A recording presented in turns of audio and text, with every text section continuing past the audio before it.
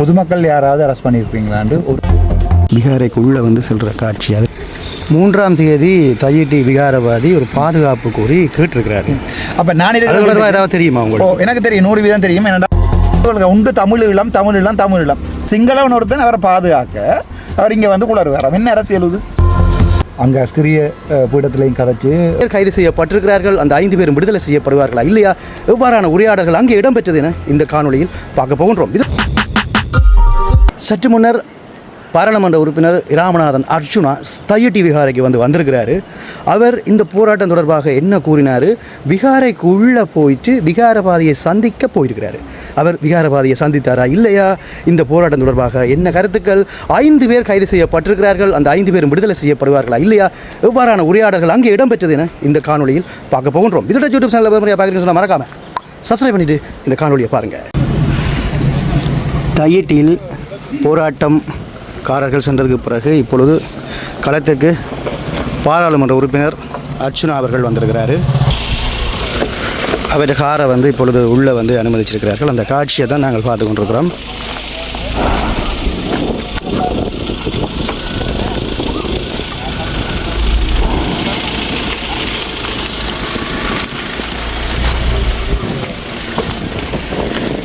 இப்போ அவர் உள்ளே உரையாடுவதற்காக சென்று கொண்டிருக்கின்றார்.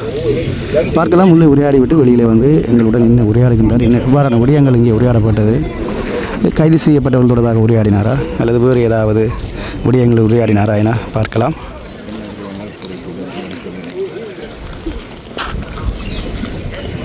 இப்போ அவர் விகாரைக்குள்ளே செல்கிற காட்சி. அதிலே மறைத்து சில கேள்விகளை அவர்கள் கேட்டுக்கொண்டிருக்கின்றார்கள். ஏற்கனவே கோர்ட் ஆர்டர் கொடுத்துருக்குறான். அதே அந்த ரோட்டுக்காங்கால வரையிலாண்டு கோர்ட் ஆர்டர் கொடுத்துருக்காமன்னு சொல்கிறான். ஸோ நீதிமன்றத்தின் ஓர்டரை அவமதிச்சா கண்டம் ஆஃப் கோர்ட் அப்படியா? கண்டம் ஆஃப் கோர்ட் என்றால் வருஷக்கணக்காக உள்ளுக்குள்ளே போக வேண்டி வரும். அப்போது நீதிமன்ற அந்த இது அவங்க எடுத்துன்னு வந்திருக்காங்கன்றா நாங்கள் நீதிமன்றத்தில் போய் திருப்பி ஒரு அப்பீல் ஒன்று போட்டு மோஷன் ஒன்று போட்டிருக்கலாம். அப்படி அவசியம் மோஷன் ஒன்றை போட்டு எடுத்துக்கொண்டு வந்திருக்கலாம். அதுவும் இல்லை உண்டு. நான் போலீஸார்கிட்ட பொதுமக்கள் யாராவது அரெஸ்ட் பண்ணியிருப்பீங்களான்னு ஒரு பொதுமக்களும் அரெஸ்ட் பண்ணப்படையில்லை. எல்லாமே அரசியல்வாதிகள் தான் அரெஸ்ட் பண்ணப்பட்டிருக்கணும். 2வது இப்போ அவர் இல்லை அஸ்கிரியில் இவங்க இந்த புத்த விகாரையினுடைய புத்த பௌத்தபிக்கு இன்றைக்கு கொழும்பு போயிருக்கார். அவருக்கு மேலதிக பதவி கொடுக்கப்படுதுன்னு சொல்லி மீடியாவில் நீங்கள் எல்லாம் போட்டுக்கிறீங்க. ஆனால் அது வளமையாகவே கொடுக்குறது தானாம் என்று சொல்லியிருக்கிறார்கள். அவர் இருந்தால் அவரோட கதைச்சி அவர்கிட்ட கோல் பண்ணி இந்த 5 பேர்ட்ட வழக்கையும் எடுப்போம் தான் நான் பார்த்தேன். நான் அதுக்கு விரும்ப மாட்டேன். நம்ம பொலிட்டிஷியன் தானே, நான் கதைக்கிறேன். நான் ஜெயிலுக்குள்ளே போய் ஒரு 4 நாளைக்கு இருந்துட்டு வந்தால் தான் தெரியும். என்ன நான் எப்படி பார்க்குறேன்னு சொன்னால், கஷ்டப்பட்டு போய் அங்கே அஸ்கிரிய பீடத்துலையும் கதைச்சி மகாநாயக்க பீடத்துலையும் கதைச்சி மல்பத்து மகாநாயகத்தையும் கதைச்சி ஜனாதிபதியை கூப்பிட்டு இந்த விடயம் தொடர்பாக கதைச்சி முடிக்கிறேன்னு சொன்ன பிறகு கூட இன்றைக்கு இதில் போராட்டங்களை செய்து இதில் ரோட்டை பிளாக் பண்ணி என்ன பொறுத்த வரைக்கும் ரோட்டை பிளாக் பண்ணினதுன்னு ஒரு விதம் பிள்ளை. அது கோர்ட் ஆர்டர் தந்தா பிறகு பிளாக் பண்ணது இன்னும் பெரிய பிரச்சனை. எங்கள் நல்லூருக்கு முன்னால் 250 சிங்களவர் நல்லூருக்கு போகிறத தடுத்து போராட்டம் செய்தால் நீங்கள் என்ன செய்வீங்க என்றால் என்னுடைய கேள்வி. நான் நினைக்கிறேன், நான் அது பொதுமக்கள் இருந்தால் கெஞ்சி கூத்தாடி எடுத்து விட மட்டும் தான் பார்த்தேன். நான் பொதுமக்கள் ஒருத்தரும் அரெஸ்ட் பண்ணப்படையில. ஸோ நான் போகிறேன். இன்றைக்கு ஸ்ரீதரன் எம்பியும் நின்றவர்கிட்ட நான் கேள்விப்பட்டேன். நான் இப்போ உள்ளுக்குள்ளே என்ன மாதிரியான நிலைமை இருக்குது? போலீஸார் நிற்கிறாங்க, வேறு ஒன்றுமே இல்லை. அங்கே வளமையாகவே இந்த பௌத்த கோயிலில் உள்ளுக்குள்ளே பௌத்த பிக்கு மேலே ஒருத்தரும் இருக்கிறில்ல, ஒரு ஆள் தான் இருக்கிறவர். அவரை விட வேறு ஒருத்தரையும் நான் கண்டதான் ஞாபகம் இல்லை எனக்கு. மற்ற பஞ்சாலைகளுக்கு போனீங்கன்னா பெரிய ஆக்களும் சின்ன ஆக்களும் இருப்பினும், சின்ன பௌத்த பிக்கு மேலும் இருப்பினும். இதில் இல்லை, கொஞ்சம் விடம் இருங்க. இதில் ஒருத்தரும் இல்லை. அதெல்லாம் கொண்டு போயிடணுமா நினைக்கிறோம். இப்போ நீங்கள் அதில் போய் உடைக்காமல் கொள்ளாமல் உடைச்சா கொண்டாடலாம். நாட்டில் பெரிய பிரச்சனை வேறு. நீங்கள் சும்மா போய் ஒரு கேட்டை உடைச்சி போட்டு வந்தால் அவங்க கொளுத்துவாங்க தெற்குட. ஆகவே அதை பாதுகாக்கிற அளவில் தான் என்னை பொறுத்த வரைக்கும் தெரியுது. நல்லூரும் இந்த சட்டவிரோத விகாரையும் உண்டு. இது இந்து அது அங்கே நல்லூர் இந்து கோயில். அது சட்ட ரீதியாக 1800ஆம் ஆண்டு நல்லூர் அந்த இடத்துல இருக்குது. உங்களுக்கு தெரியும் தானே, நல்லூர் இருந்தது இப்போ சங்கிலியன் இதுங்க கிட்டு பூங்காக்கு அங்கால இருக்கிற இடத்துல சர்ச் இருக்குது தானே. சர்ச்சில் இருந்தால் நல்லூரில் இருந்தது. உங்களுக்கு அப்படி நீங்கள் பெரிய சட்டம் கதைக்கிறேன்டா போய் முதல்ல இந்த சர்ச்சை விடைங்க. ஏனெண்டா சர்ச் இருந்த இடத்துல நல்லூர் இருந்தது. கோட்டை கட்டினார் இல்லை எங்களோட கொஞ்சம் ராசாவுக்கு எடுத்து படிச்சு பாருங்கோ. எங்கள்ட இந்த கோட்டை உள்ளாண்ட கோட்டை இருக்குல்ல, அந்த கோட்டை கட்டினது நல்லூர் கோயிலுன்ற கல்லுகளால். சரிதான். நல்லூர் கோவிலை உடைச்சு ஆங்கிலேயர் வந்து நல்லூர் கோவிலை உடைச்சு அந்த கல்லுகளை மனித சங்கிலியாக நல்லூரில் இருந்து கோட்டை வரைக்கும் ஒவ்வொருத்தனை வச்சு கல்லை பாஸ் பண்ணி தான் அந்த கோட்டை கட்டினது. நாங்கள் எங்கே உடைக்க ஆரம்பிக்கணும் மட்டும் முதல்ல அந்த கோட்டையை உடைக்கணும். ரெண்டாவது போய் அந்த கிறிஸ்தவ தேவாலயத்தை உடைக்கணும். அந்த கிறிஸ்தவ தேவாலயம் கட்டின இடம் தான் ஒரிஜினல் நல்லூர் கோயில் இருந்த இடம். அதை உடைக்கணும். உடைச்சி போட்டு தான் இங்கே இதை பற்றி கதைக்கணும். இன்னொரு விஷயத்தை உங்களுக்கு சொல்கிறேன். நல்லூர்ன்ற கருவறைக்குள்ளுக்குள்ளே ஒரு முஸ்லீம் சமாதி ஒன்று இருக்கிறா சார் என்று சொல்கிறாங்க. நான் அதை மூடி கட்டியும் இருக்கிறேன். ஸோ அதையும் உடைக்க எல்லாம் வேணும். ஆகவே முக்குத்தனமாக கேட்கக்கூடாது. நல்லூர் இதுவும் உண்டாண்டு இது ஒரு சட்ட ரீதி இல்லாத விகாரம் என்று நாங்கள் சொல்லி கொண்டிருக்கிறோம். அது சட்ட ரீதி என்று நாங்கள் நச்சு கொண்டிருக்கிறோம். அதுக்கு ஒரு பரிபாலன சபை இருக்குது, எல்லாமே இருக்குது. நல்லூரை உடைக்க போகிறோன்ற வேணா ஒருத்தன் வந்துட்டா அந்த முஸ்லீமில் ஒரு 50 பேர் வந்து ஆர்வம் பேசாமல் இருப்பீங்களாடா நீங்கள்? அண்ணா மற்ற இன்னொரு கேள்வி உண்டு. இப்போ இதில் வந்து தமிழ் பௌத்தர்கள் வந்து வழிபட்ட இடம் என்று சொல்லி ஒரு இடம் இருக்குது. இங்கே அந்த அவர்கள் வந்து ஒரு சிறிய புத்தரை வச்சு வழிபட்டு இங்கே இருந்தால் கந்தரோட இருந்தால் கந்தரோட அப்போ நம்ம வரலாற்றை மாற்றாத கந்தரோட பௌத்த இடமே இல்லை. அது தமிழற்ற ஆதிகால தாலி இருக்கிற இடம். தாலி என்ன தெரியுமா? செத்தாக்களை உள்ளுக்குள்ள வச்சு மேலே இதாக கட்ட அதுக்கு மேலே இவங்கள ஒரு கூரோண்டை வச்சுட்டு பௌத்த விற்கண்ட போகிறாங்கடாப்பா இந்த வீடியோவோட. சரிதானே? அதை கொண்டு வந்து இதுக்குள்ள சேர்க்காது. அதை என்ன ஆராய்ச்சி செய்யவே இல்லை. அதை இவங்க இப்போ பலாத்காரமாக பிடிச்சி ஆமீண்ட இதையும் போட்டு வச்சிருக்கிறாங்க. அதுவும் பௌத்த இட மாட்டோம். அது ஒன்றும் தமிழ் கந்தரோடையில் இப்போ இப்படித்தானே. இப்போ நாங்கள் கொழும்பில் கொட்டாஞ்சேனியில் போய் பார்த்தாலும் 4 தமிழர் இருக்கிறோம். அதுக்காண்டு கொழும்பு கொட்டாஞ்சேனை தமிழ் இந்துக்கள் வாழ்ந்த இடம்னு சொல்லல. அது கொழும்பு. அண்ணா இப்போ நான் என்ன கேட்க வந்தேன்னா, இப்போ இதில் வந்து அவர்களுக்கான பொதுவான ஒரு இடம் ஒன்று இருக்குது. அது முதல்ல வழிபட்ட இடம். ஆனால் அதை மாதிரி தான் வழிபட்ட இல்லையா? இப்போ 1971ஆம் ஆண்டு 72ஆம் ஆண்டு ஒரு வயசு போன தமிழ் ஐயா ஒரு ஆள் இருந்த பௌத்த பிக்குக்கு விகாரையை கட்டுக்கண்டு தண்டை காணியை விட்டு போயிருக்கார். அந்த உறுதியை அந்த மனுஷன் வச்சிருக்குது. அதுதான் அந்த 9 ஏக்கர் 9 பரப்பு அல்லது 12 பரப்பு காணி. ஆனால் அதுக்கு பதிலாக இப்படி காடு வத்தி இருக்கேங்க இப்போ கொண்டு இந்த காணிக்கெலாம் கட்டிட்டோம். விஷயம் தெரியாமல் காணிக்கெலாம் கட்டிட்டோம். இப்போ அந்த 9 ஏக்கரும் எங்கள்கிட்ட தந்தானே ஆகணும். தந்தா வேண்டதுக்கு எங்கண்டாக்கள் ரெடி இல்லை. மொத்தம் 18 குடும்பத்தில் 4 குடும்பம் ஏற்கனவே வந்து தங்கண்ட காணியில் விடுவிக்க சொல்கிறதுக்கு ஓமெண்ட் சொல்லி கூட்டிகிட்டு போனது. மிச்சம் 16 பேரில் ஒருத்தருடையும் ஒரிஜினல் உப்பு இங்கே நான் ஃப்ரீயாக லோயர் தரலாமடாப்பா. உங்களுக்கு 5% நீங்கள் காசு எல்லாம் அளிக்க வேண்டாம். உங்களுக்கு நாங்கள் வழக்கு போடுறோம். லோயர் ஃப்ரீயாக தரலாம். உங்களுக்கு ஒரு ஆள் வாரீங்களா கொண்டு எல்லாமே பேர் அந்த வெளிப்படுத்தல் ஒப்பண்டை ஒன்றை வச்சு கொண்டு தான் இருக்கிறோம். வெளிப்படுத்தல் ஒப்பு சட்ட ரீதியாக செல்லுபடியா? அது தெரியும் தானே உங்களுக்கு. வெளிப்படுத்தல் ஒப்பண்டா என்ன? உங்களுடைய அப்பா அம்மாண்ட காணியை நான் வந்து நீங்கள் வெளிநாட்டு போயிட்டீங்கன்னு வைங்கோன், பரம்பில் ஒருத்தரும் இல்லைனுங்கோன், கொஞ்ச நாளைக்கு குப்பையை போட்டு எரிச்சு போட்டு சொல்ல நான் இதை மெயின்டைன் பண்ணி நான் 10 வருஷம் போட்டு தேச வளமை சட்டத்தில் வெளிப்படுத்தல் ஒப்ப முடிக்கிறது. இந்த காணி இவ்வளோ காலம் நான் பராமரிச்சுன்னா இது என்னுடைய காணி உண்டு. இன்றைக்கு ஒரிஜினல் காணிக்காரன் வரானோ வீட்டை போகணும். அவ்வளோதான்.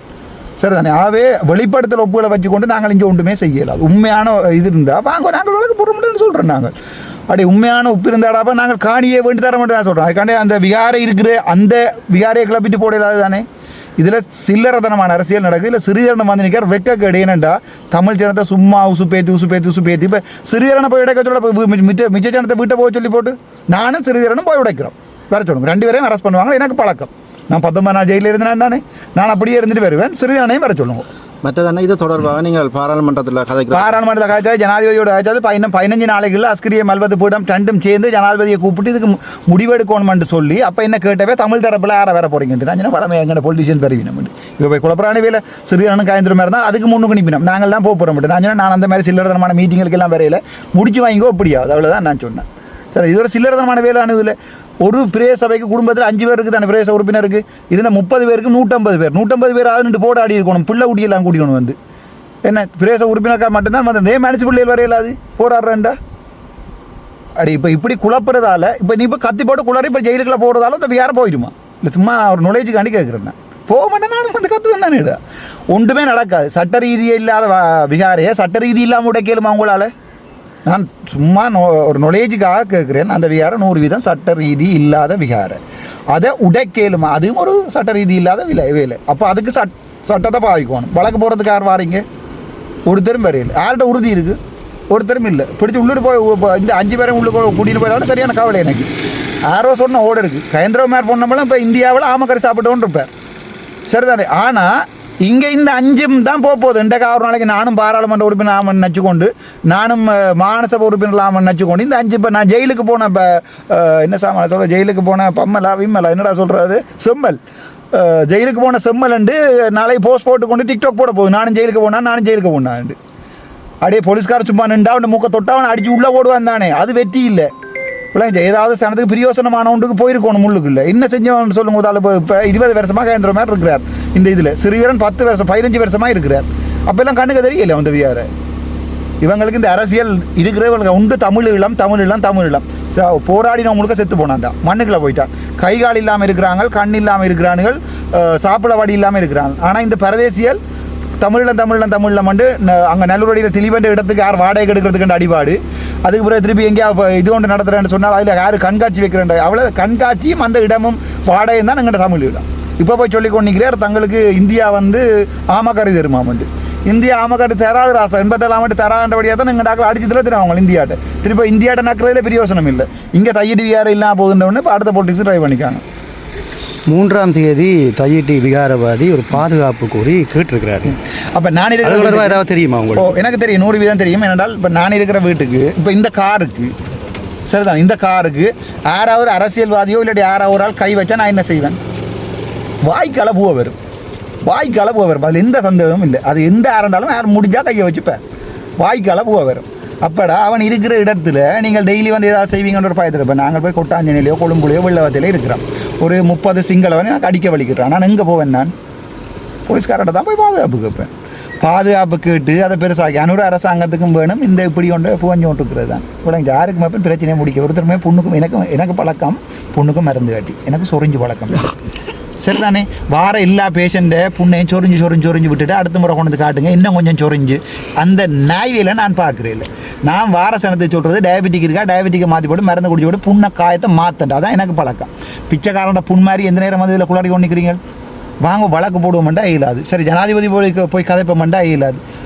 ஒரு என்பிபி பாராளுமன்ற உறுப்பினரும் இங்கே இல்லை. வலியாமத்தில் வாக்கு வேண்டினது யார்?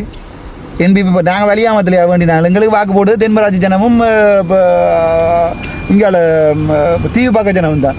அப்போ ஒரு பாராளுமன்ற உறுப்பினர் இங்கே ஏன் வரையில கூப்பிடுங்க. உலங்குமரன், எங்கிட்ட ரஜீவன் எல்லாரையும் கூப்பிடுங்க, கொஞ்சம் கதைப்போம். நான் வந்து நிற்கிறேன்னாடா பயம் இல்லாமல். இப்போ போலீஸ் பாதுகாப்பும் இல்லை, ஒன்றும் இல்லை. அவன்கிட்ட போலீஸ் பாதுகாப்பு எடுத்து போடு ஸ்ரீதரன் ஐயா. அவன்கிட்ட எம்எஸ்டி பாதுகாப்பு எடுத்து போட்டு வந்து குள்ளாருங்க. வெக்கமா இல்லையாடா? வெக்கமா இல்லையா? போகிறான்டா இப்படி போகணும் தம்பி, துணிஞ்சு. சரிதானே? சரி, நன்றி. எங்களுக்கு ஒரு போலீஸ் பாதுகாப்பும் இல்லை, தேவையும் இல்லை. நாங்கள் எங்களுடைய கையாலேயே எங்களை பாதுகாத்து கொள்வோம். ஏன்னா எனக்கு சரியான கவலை என்னண்டா, எம்எஸ்டி பாதுகாப்பும் எடுத்துக்கொண்டு ஸ்ரீதரன் இதில் வந்து குளறி கொண்டிருக்கிறார். ஏன் அந்த நக்கல் வேலை?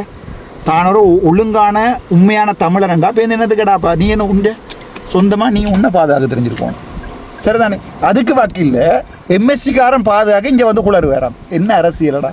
சிங்களவன் ஒருத்தன் அவரை பாதுகாக்க அவர் இங்கே வந்து குளறு வேறாம். என்ன அரசியல் இது? இன்னொரு அரசியல். இவரோட தமிழ் படிக்கணும் பிடிச்சி எம்எஸ்டியாக போட்டுருக்கலாம் தானே? தனக்கு பொறுப்பா தனக்கு தெரிஞ்ச ஒருத்தனை கூட்டிக்கொண்டே காலத்துறையில் ட்ரைனிங் எடுத்து போட்டு தமிழன் ஒருத்தனை வச்சிருக்கலாம் தானே? என்னத்துக்கு சிங்களவன் தான் வந்து உங்களை பாதுகாக்க வேணும், இங்கே வந்து குளரவும் வேணும். 10 நிமிஷம் குளறுனா 1 மந்த்துக்கு அது கொஞ்ச நாளைக்கு ஓடும். சில்லற அரசியல் நான் செய்யணும்னு சொல்லுங்களாப்பா. கஷ்டப்பட்டு ஒவ்வொருத்தட்டு இந்த நாட்டில் அடிபட்டு தமிழீழமண்ட ஒன்றை கொண்டு வந்து 3 இதையும் கொண்டு வந்து கடற்படை, வான்படை, இதுபடை, கரும்புலிப்படைன்னு எல்லாத்தையும் கொண்டு வந்து நீதிமன்றத்தை கொண்டு வந்து போலீஸாரை கொண்டு வந்து எல்லாத்தையும் கொண்டு அடித்து துவைச்சி கொண்டே முள்ளி வாய்க்காலில் புதைச்சி எரித்து சாம்பலாக்கி வச்சுருக்காங்க. பேர்ந்தும் மிச்சம் இருக்கிற சனத்தையும் கொண்டே அடித்து துவைக்க வாடா.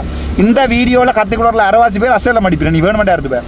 இந்த வீடியோவில் கத்திக்குளராக்கள், சிறுவரனோட செல்ஃபி எடுத்தாக்கள், மற்றது யார் கந்திரமண்ட பேர் யார் நின்றவங்க சுகாசோட நின்றாக்கள், தையிட்டு வியாரைக்கு போராடினதாக போலீஸார் எங்களை விசாரணை கூப்பிட்டுருக்காங்கன்னு இந்த 5 பேரும் அசைலம் அடிப்பாங்க.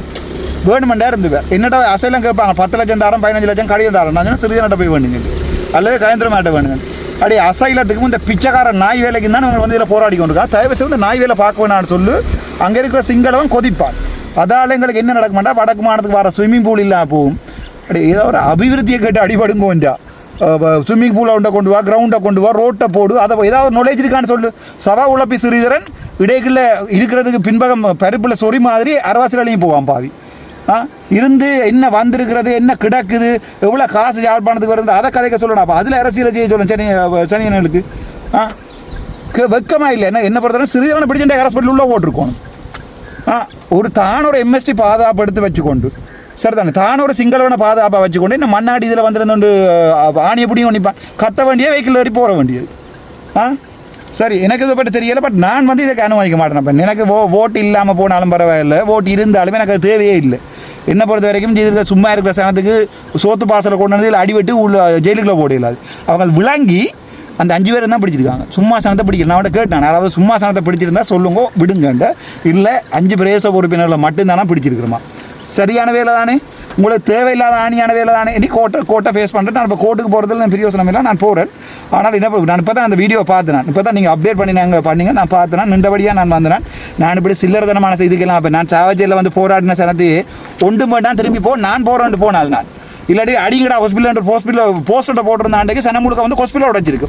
எத்தனை பேர் அரெஸ்ட் பண்ணிப்பாங்க, எத்தனை பேரை சுற்றுப்பானுகள், எத்தனை பேருக்கு அம்மா அப்பா இல்லாமல் போயிருக்கும். எந்த ஒரு எம்எஸ் போஸ்ட்டுக்காண்டி நான் சொல்லவாடா சனத்தில் போய் பிடிச்சிட்டு அடி வேண்ட சொல்லி சும்மா சில்லறத்தரமான அரசியல் வேணா சொல்லுவாங்க. அங்கேயே வந்து இந்த நாதாரியெல்லாம் சில்லறத்தரமான அரசியல் செய்தவன் சிறிதரம் தான் வந்து உள்ளே வந்து போட்டு என்னோட கதைச்சேன்னு சொல்லி போய் சொன்னவன். அதால் தான் நான் இப்போ வந்து எம்பியாக இருக்கிறேன். நாளைக்கு முன்ன நடக்குமாண்டா இந்த தைய டிவியாரோட வேற ஒருத்தர் எம்பியாக போய் ஒரு வீட்டை வைப்புறேன். அவர்கிட்ட சொல்லுங்க ஏதாவது பிரியோசனமாக அவர்கிட்ட மண்டைகள் ஏற்ற மாதிரி ஏதோ எம்பி பிடி இடி எல்லாம் படிச்சிருக்காரு, அதுக்கேற்ற மாதிரி அரசியலை செய்ய சொல்லி. தேங்க்யூ. நன்றி. அவரே அந்த புதுக்கார் இடத்துக்கு வாழ்த்துக்கள். வெசல் சுருங்கி ரைஸாக போயிட்டு அப்போ ஒன்றும் செய்யலாது. திடீர்னு புதுக்காரில் வந்தபடியால் அடையாளம் தெரியல. இனி கொஞ்சம் பழகணும் நாங்கள். இது இனி ரைஸ் வந்து ஃபேமஸ் ஆகும் கொஞ்ச நாள். சரி, நன்றி.